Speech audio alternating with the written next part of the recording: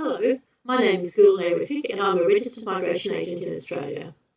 Please subscribe to my YouTube channel where you will find other tutorials to assist you with your visa applications. Today, my tutorial is on how to complete a Form 888 for a partner visa. This form is a requirement on all partner visa applications. As you can see, on the top right-hand corner, it says Form 888. But it's actually a statutory declaration for a supporting witness. And this supporting witness must know the visa applicant and their partner or fiancé and the history of the relationship. The supporting witness must be at least 18 years of age and be an Australian citizen or Australian permanent resident. Now, if you are overseas and there is no Australian citizens or permanent residents to complete the form for you, then anyone can complete the form. Next paragraph is the purpose of this form with a whole list of persons that can be witnesses to this declaration. And there's also another list, more extensive list, which I will be attaching to the link below this tutorial. Some of these occupations include Justice of the Peace, medical practitioner, legal practitioner, dentist, nurse, etc. Then in the next column, we've got the warnings. Now, please make sure that everything you state in this declaration is true and correct. Any false statements are punishable. There's quite a few penalties involved with these ones. So please make sure all the information is true and correct on this. Next page is page 2, which is blank. And then we go down to page 3. And this is the actual application, actual declaration that needs to be completed. Form 888, statutory declaration by a supporting witness, as it says on here. Now, in this example, we are using a Mr. David Brown as our supporting witness. We need his name, family name, first name, residential address, his occupation, and telephone number. Then we've got down here where it says 1 and 2. Number 1 is the visa applicant's name. The visa applicant is a person who is actually applying to come to Australia to be with their Australian partner.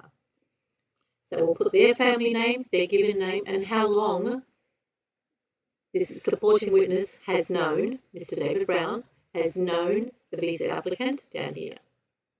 Next, you include in this declaration the name of the partner or fiancé. Now, this is the Australian partner or fiancé, which is also known as the sponsor, their family name, given name, and how long the supporting witness has known the applicant's partner, fiancé, the Australian, in other words. Once that is done, the supporting witness will need to state how they know the applicant and the applicant's partner or fiancé, and must also indicate how often they have been in contact with the applicant and the sponsor. So this, the answer to this one will vary from statement to statement, of course, as they always do. You will need to state the relationship you have with the applicant and the sponsor. For example, if they are a family member, they could be a sibling, they could be a cousin, and you might see them very often. So you'll have to write down how you are related to either the applicant or the sponsor. They could just be friends, and how often you see them. So it could be someone that you see every day. You might see them after work, you might see them once a month, you might see them on special occasions, such as when you go to church, or when you have a barbecue, or when you have some kind of social gathering, anything like that, or their birthdays. However often you're in contact with them and where you see them, just explain that down here. And if there isn't enough space, always add an additional document, sign it, and include it with the form 888. There is also number 5 here, which you can expand in this section too.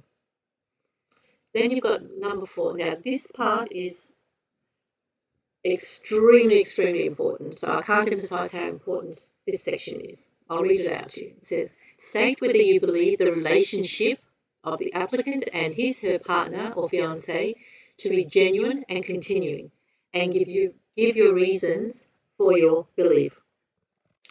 On this question, number 4, I've seen responses such as, I believe they are married and they're very happily living together. I think they will be together for the rest of their lives. That's a great statement, but you need to expand on that statement. You need to put it down in this section if they are married, if they are fiancé, engaged, if they are de facto. You need to know this, and you need to let the department know that you know this. So you have to write it down, and you need to elaborate on that.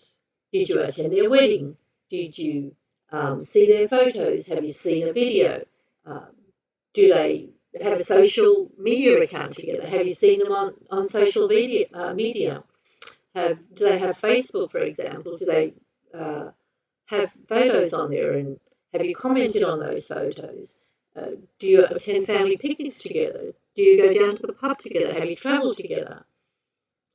Things like that. You need to actually put that down. And that when you talk to the applicant and the sponsor, do they share their plans for the future together? Have you heard of their plans? Are they planning any children? Have they gone for a bank loan? Are they saving up for a property?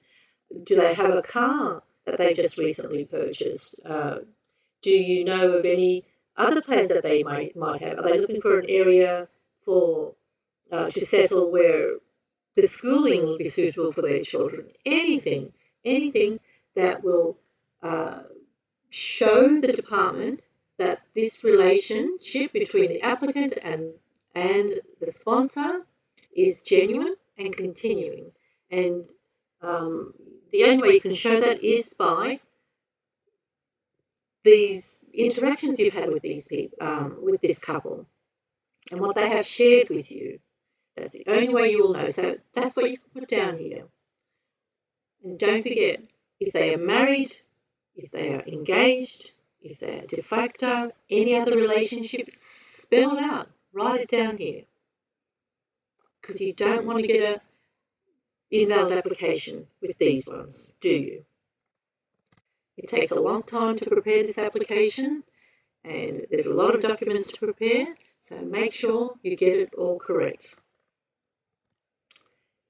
Next, as I said, with number 5, you can add in more information that you did not have room for up in 3 and 4.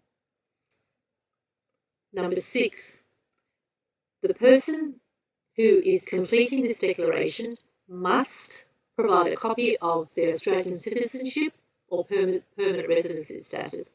Now, this can be a passport, it can be a birth certificate, it can be a citizenship certificate, it can be the permanent residency visa, if that's the case. All copies must be certified. Then the person who is actually completing this declaration needs to sign this declaration in the presence of a qualified person, which was the occupation lists that I showed you. So someone in that occupation, in the presence of that person,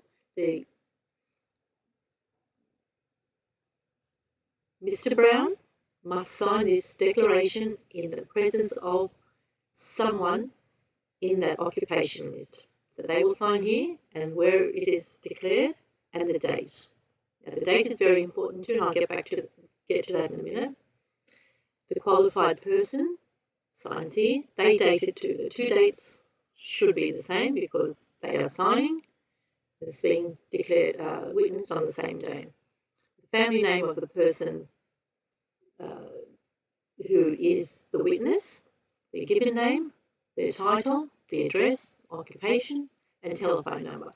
Now, the Department of Home Affairs may contact this witness to confirm that they actually signed this declaration after the person declaring this statement has signed it, and they may also contact the supporting witness declarant to confirm that this information that they have provided is all correct. Now, I'll go back to these dates. As I said, these dates are very, very important. If this statutory declaration is completed, for example, 3 months prior to the lodgement of the visa application, it may be an invalid application because it was done a long time ago. When I do these lodgements for my clients, I have a statutory declaration form 888 dated about a week before I lodge the application.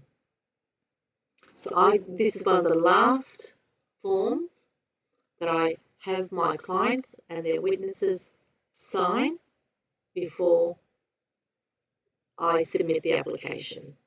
So that's very important. If you don't take away anything with you today, just take away that. It's extremely important.